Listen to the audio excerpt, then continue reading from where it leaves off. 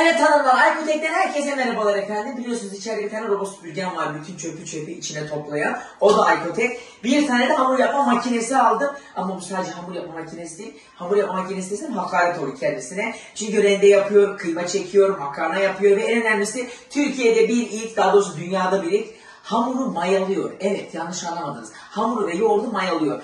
Görmüş olduğunuz uç kısmındaki aparata, sus, heyecan yaptı. Önündeki görmüş olduğunuz aparata şu rendeyi taktığımda 6 tane rendesi var. Patır patır havucu, salatalığı rendeliyorsunuz otomatik olarak. Onu çıkarttığınızda ise Kurban Bayramı yaklaşıyor, temiz kıyma çekelim diyerek de kıyma aparatımızı böyle yerleştiriyoruz. Ramazan'da kıymamızı kendimiz çekiyoruz. Aynı aparatın içine makarna uçlarını takarak makarna da kesebiliyorsunuz. Zaten klasik hamur yoğurması, çırpması, teyip her şey içerisinde 2000 wattlık motor gücü.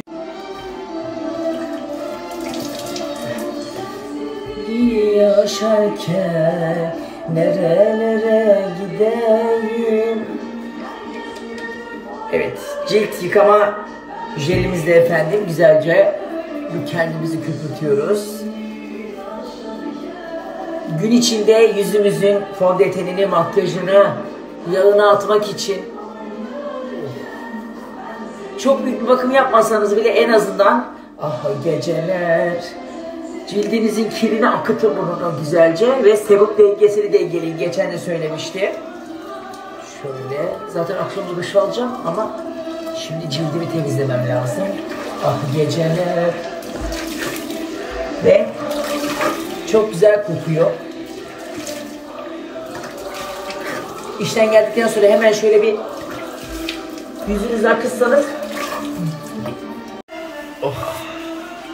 yüzüm aydınlandı. Dar geceler. Yalnız ben yüzümü gözümü yıkarken de sanki böyle halı yıkıyormuşçasına haşin haşin yıkıyorum. Millet vallahi bebek poposu var gibi yüz yıkıyor ben. Bak kendime geldim.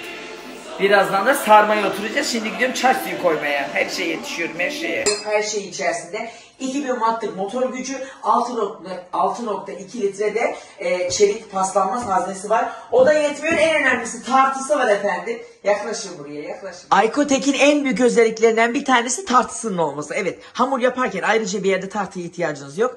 Bakın şöyle koyuyorsunuz, tartıyor efendim. Ve o da yetmiyor. Bunu buradan çıkartıyorsunuz. İsterseniz böyle kenarda da tutabilirsiniz. Onun yerine de şöyle güzelce çırpıcıyı takıyorsunuz. Yani istediğiniz her şey burada. O zaman linke tıklamayı unutmayın.